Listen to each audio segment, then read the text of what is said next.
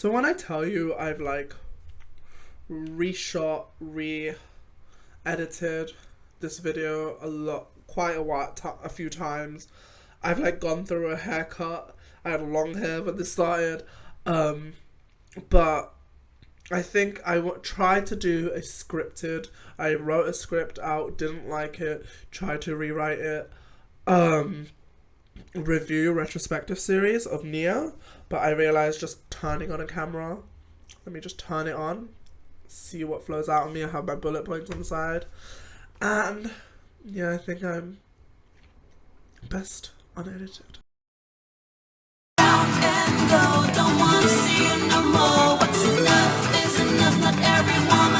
Hello, my name is Retrospective, and this is my retrospective review for Neo, The World Ends With You. So, the original The World Ends With You came back out, I want to say, around 2008. And it was one of the first, or if not the first DS games I had ever bought. Back then, it was being targeted, or how I should say advertised, as from the creators of the Kingdom Hearts franchise. And Kingdom Hearts hadn't become a mainstream franchise as big as it is now, because back then only Kingdom Hearts 1, Kingdom Hearts 2 and Chain of Memories had come out. So it hadn't taken quite a nosedive in quality just yet. But I was excited to play the original The World Ends With You. It's become kind of a cult classic right now. It's got critical and I would say kind of commercial success. Did it blow it out of the water? No, not particularly. But it did really good for the console it was made for.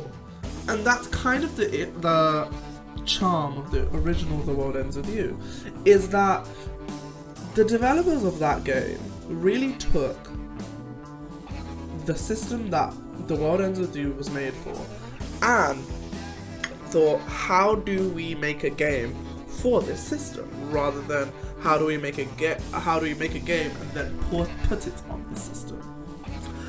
But I could continue going on about the original World Ends With You, but I think for the sake of this video, for the sake of this retrospective, I should stick to the original The World Ends With You. It was kind of took the internet, the people that care, by storm, because we didn't think that, we as in the people, the TWEWY fandom, didn't think that we'd get another game ever.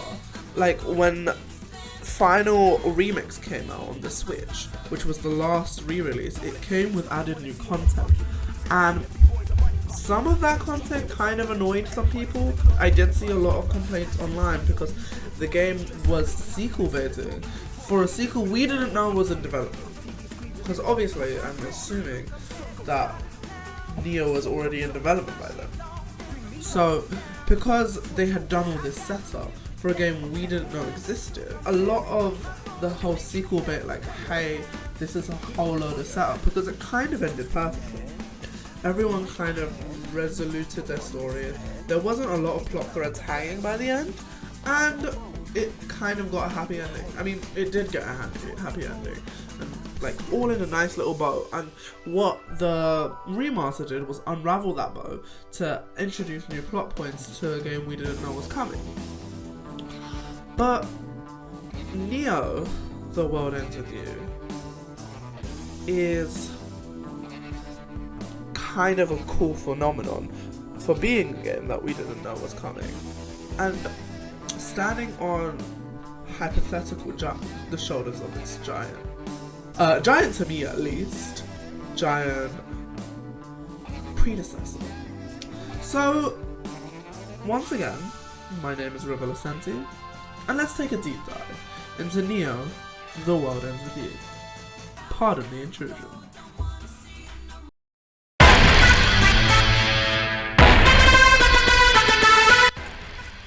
So with this retrospective, I wanted to start off with aspects of the game that felt less spoilery. Even though I do stress that if you haven't completed Neo TWEWY, I wouldn't recommend this video.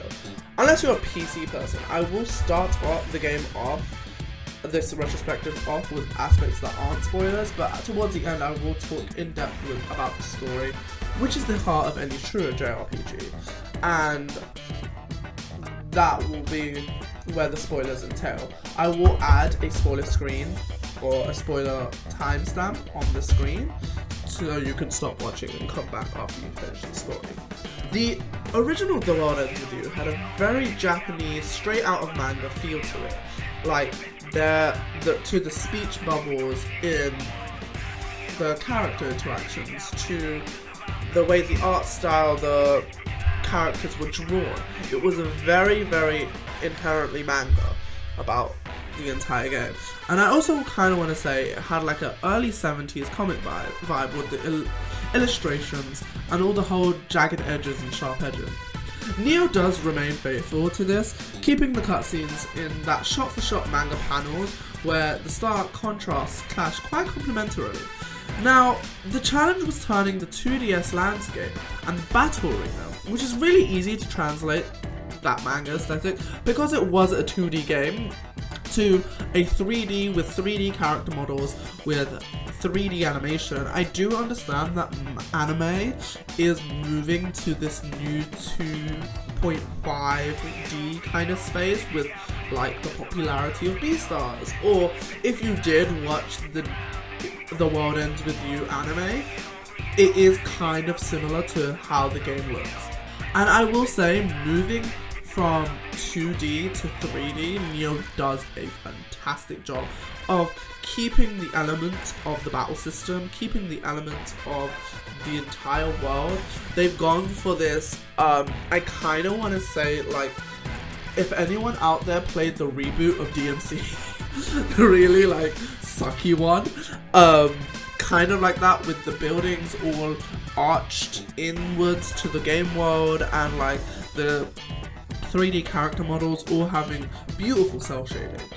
The overworld map has the exact same feel as the original and has such smooth aesthetic that it instantly pulls you in.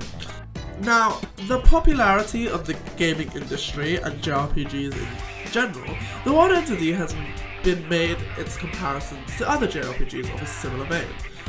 Like, for example, a stylish JRPG based on the heart of Shibuya with a groovy soundtrack. I mean, I'm talking about Persona 5.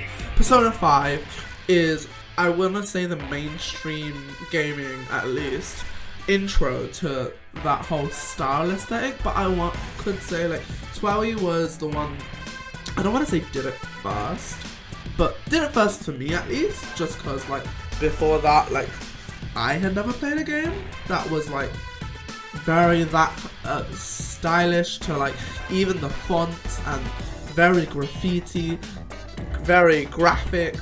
Like, the original The World Ends With You kind of has a punk vibe to it.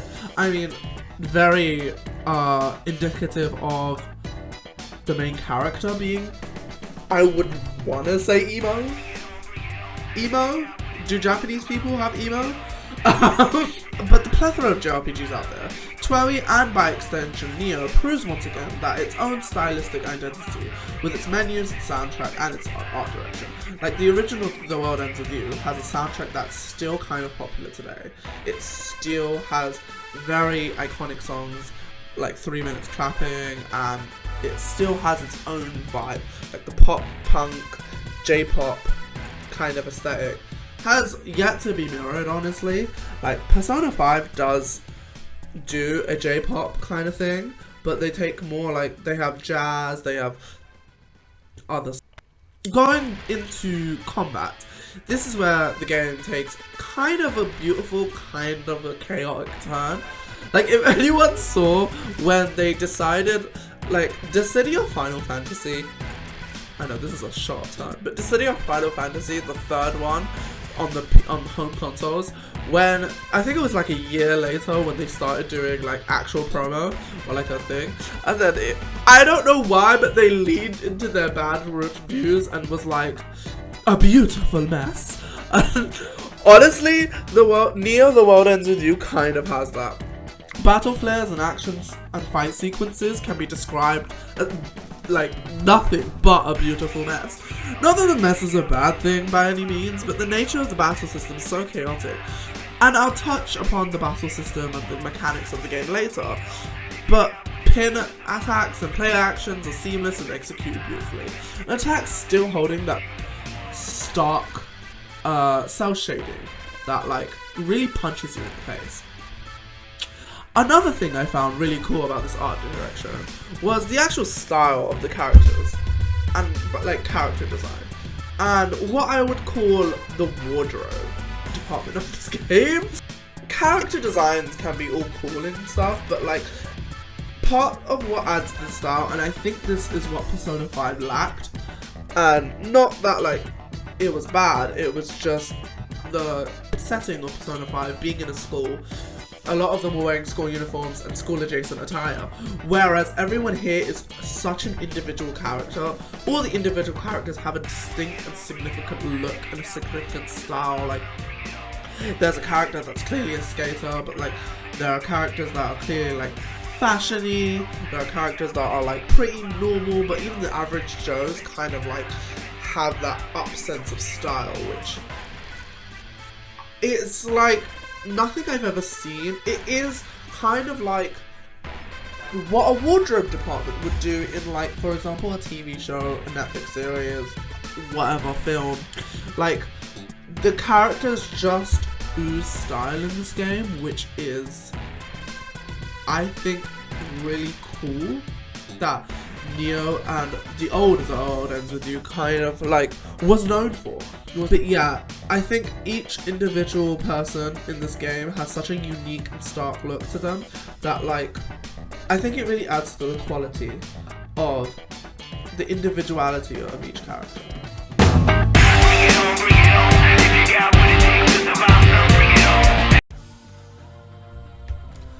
A quick note I do want to touch on is probably one of the best things about RPGs, Japanese ones in particular, and that is the soundtrack of JRPGs. And Neo, the original soundtrack, just the original The World Ends With You soundtrack, was, like I said earlier, one of the best. It is still regarded as one of the best JRPG soundtracks of all time. And Neo does a really good job uplifting that legacy. Neo has great music that I will be playing throughout this retrospective, and the whole blend of J-pop and urban street sounds add a real grunge to it. The thing with the music of The World Ends With You is that it kind of, especially with the first game, it kind of had a unique sort of like centralization. I don't know if that's a word. I'll say oneness, a focal point with its protagonist, because it was very hard, it was very hard hitting, it was very grungy, and that was the main character of Neku. And it kind of felt that, like, for example, during the game, that Neku could be as much as you were listening to the soundtrack as he progressed, because part of Neku's character was that he never took off his headphones because he didn't want to listen to people. Neo did have a lot to live up to, and it did do really well with the whole The World Ends With You name and formula. It does have the same vibe, the same feel, and adds nuance that really feels more of an extension to the past OST, rather than its own thing, which I don't know. I go back and forth on whether that's a good thing or not, because does Neo have its own identity outside of a sequel? I don't think so, but some games don't have to. This game does, especially with the soundtrack, does feel like an extension of the original. It's kind of like you can tell that the original soundtracks, the OSTs, of Bravely Default 1 and 2 are clearly the same composer. And it does an amazing job of having the same grunge, J-pop and underground feel to it. The only nitpick I feel about Neo The World Ends With You is that it relies sometimes too heavily on its predecessor, whereas there are plenty of remixes of the original songs in Neo The World Ends With You, which are all done beautifully, might I add. But I feel like their appearance in the game is they come up too much. They have too much of a focal point, soundtrack-wise. If something can have a focal point soundtrack-wise.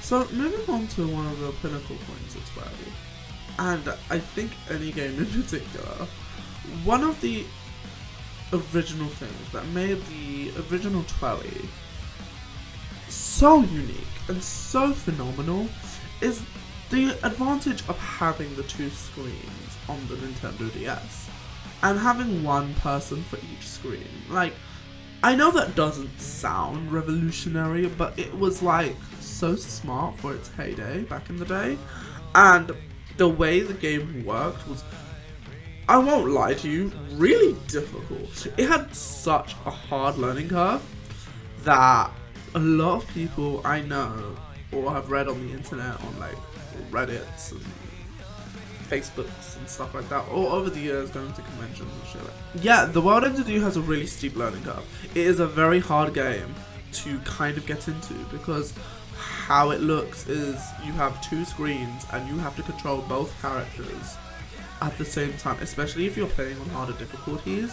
So if you're on easy or normal, I think because it has a genius cop-out system where if you leave the top character inanimate or like you don't touch them, the computer will take over and fight for you, which is there for people that find both screens to be overwhelming. I mean, I did at some points. I didn't find it completely overwhelming because the top screen is kind of easy, but when it came to hard mode and level 1 runs and especially the Another Day Gauntlet on hard mode, because that was a track.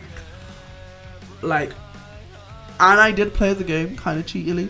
I was 12 years old at the time of TWEWY's purchase, and me and my older brother, I played Neku and he would play whoever the character was on the top, because we just shared it. Like, I held the DS with my left hand, he held it with his right hand. He was left-handed, so this kind of like, I say was like he's dead. He's left-handed, so that kind of added to the ease, so that we didn't have any awkward arm bumping into each other's. But having both characters and controlling both characters, it's kind of like if you had this controller right here, my DualShock 4, I have the green one. I don't know why it's charging me.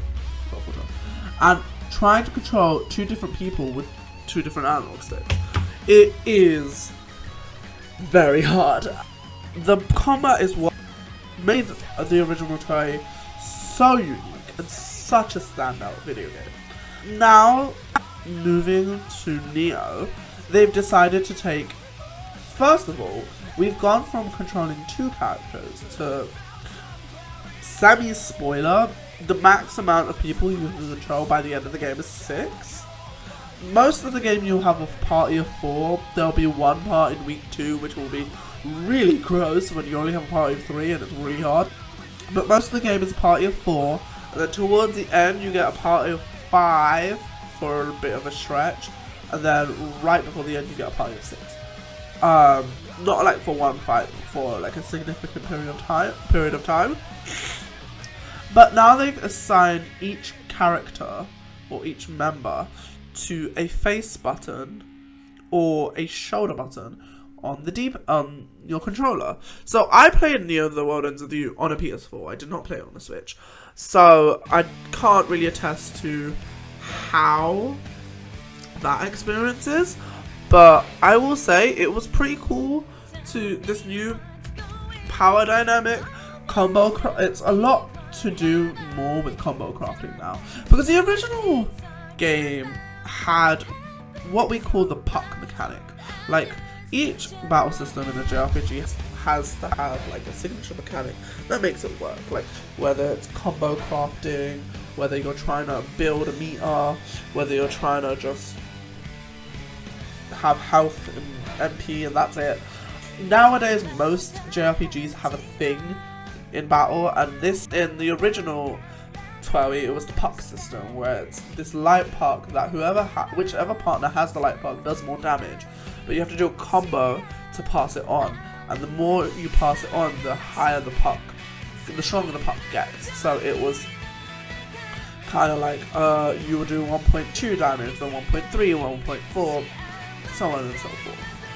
In Neo: The World Ends With You, it does have another combo-like system, and this is now creating Groove Meter, because this is now how the game awards you a special attack.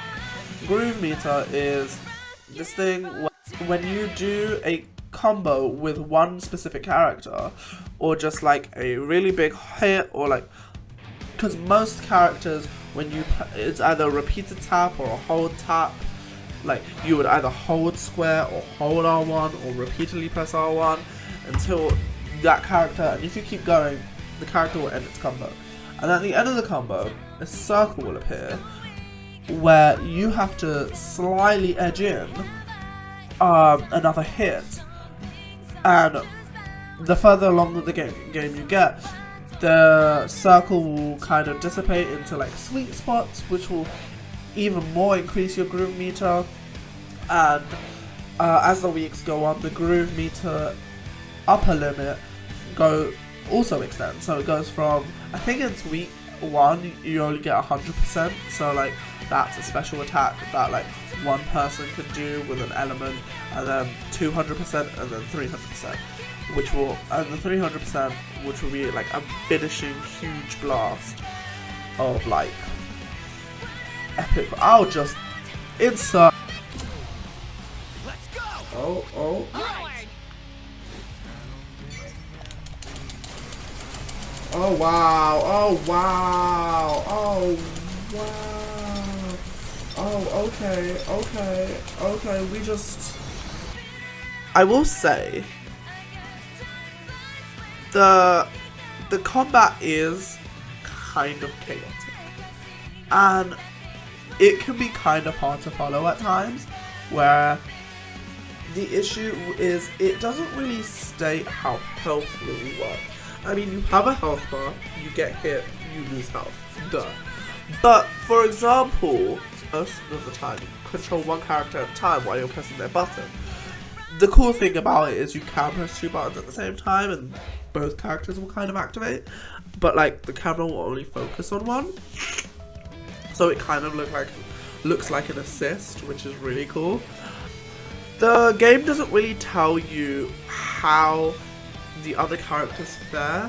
So there are a lot of instances in this game where I died, and like, because the entire party share a HP bar,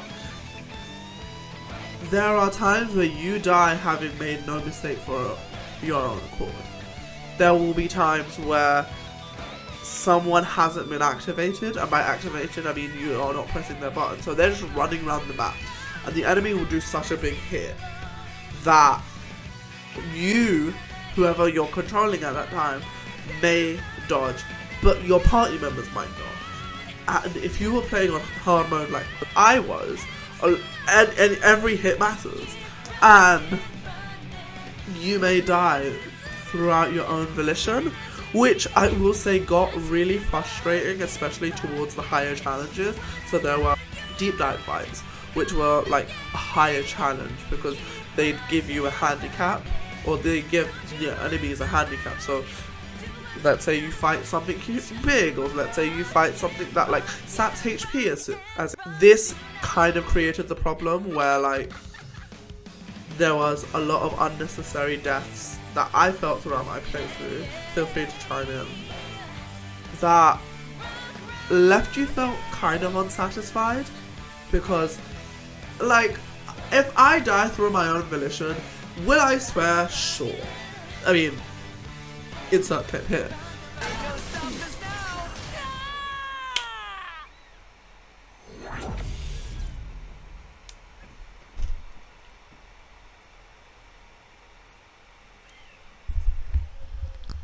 I've literally died like several times on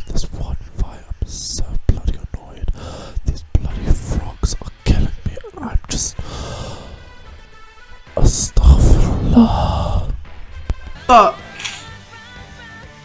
if it's out of my own control, it kind of leaves a bad taste in your mouth. And I will say, when it comes to the learning curve of this game, the learning curve is fine, but the spike, like for example, week 1, I felt like the game was a bit too easy, and then week 2, it got really difficult really quickly, and it kind of felt like a whiplash. But from week 2, it does have a steady curve. There are some deep dive enemy fights that are just really disgusting that I had to turn down the difficulty in this game several times. Like, give myself back HP, give my thing.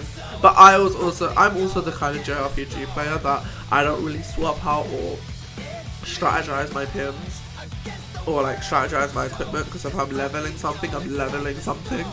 Like, I won't go to a max, something that I've already maxed, because then I'm like, I'm wasting this experience. I'm one of those.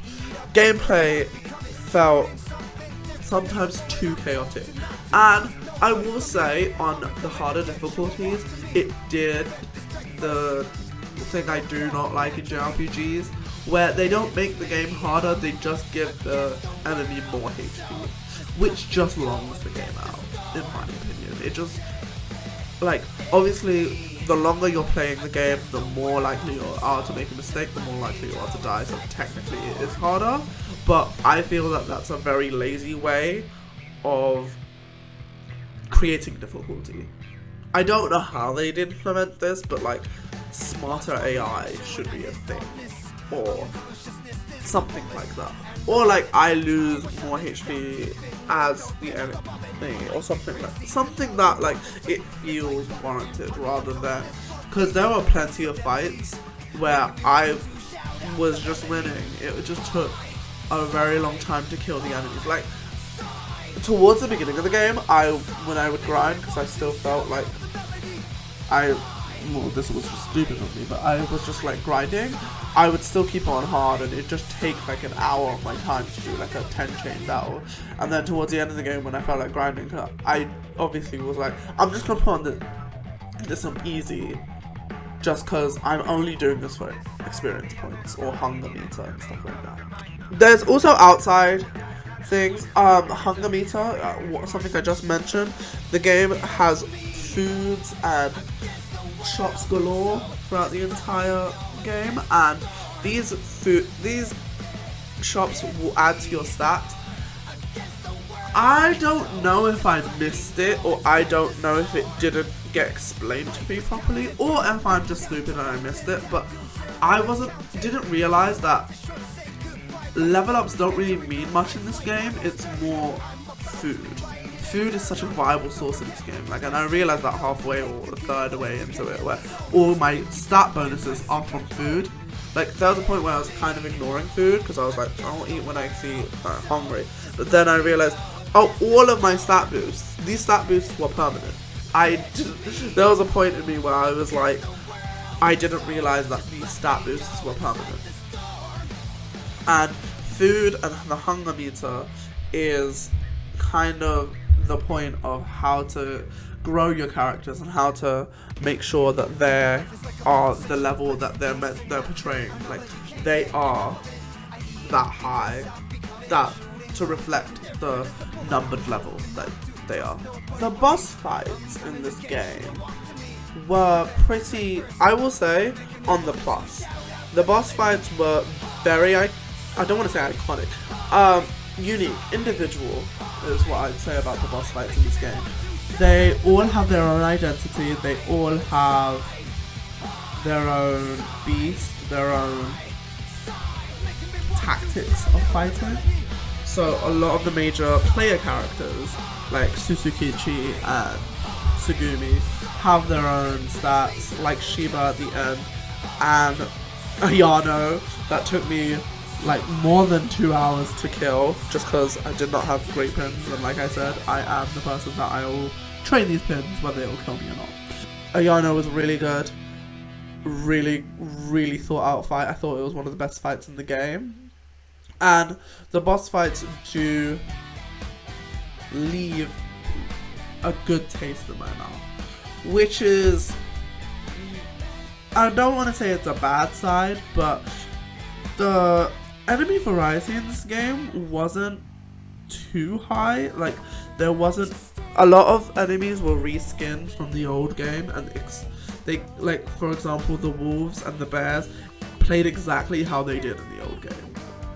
There wasn't much enemy archetype there, apart from like the scorpion being added, which was a pain in the butt, but I felt like they could have added more. And I will say that the battle tedium, when it came to grinding, like, sure, it was fun, but like there are some pins that just were not good. I feel like all the bomb pins with such a hectic gameplay loop, like everyone is rushing everywhere, everyone's teleporting, having something as stagnant as a bomb, like all those bomb pins I never used because what was the point of them? Like, there were some hit or misses here, and I wish that enemy variety was better and random encounters were really good, but it is what it is. Not everything can be perfect, and I think Neo The World Ends With You stands side to side. Is it as good as the old battle system? Definitely not, but it feels like the soundtrack, like an extension to the old battle system, just reworked and moved to a 3D play. And yeah, gameplay of this game was lit.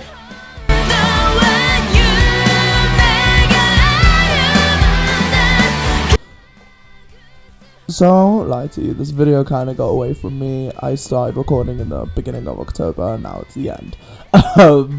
But I'm gonna leave it there. I originally planned for this video to be a one video retrospective, and I realized that filming the story portion of this, the story can be its kind of own video, and I kind of want to go in depth and very, very spoilery into what I think Neo The World Ends With You did correct as a sequel and what it didn't do correct.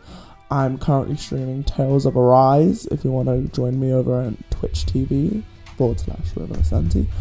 and I'm going to be streaming Tales of Arise, and it's going to start The Evil Within.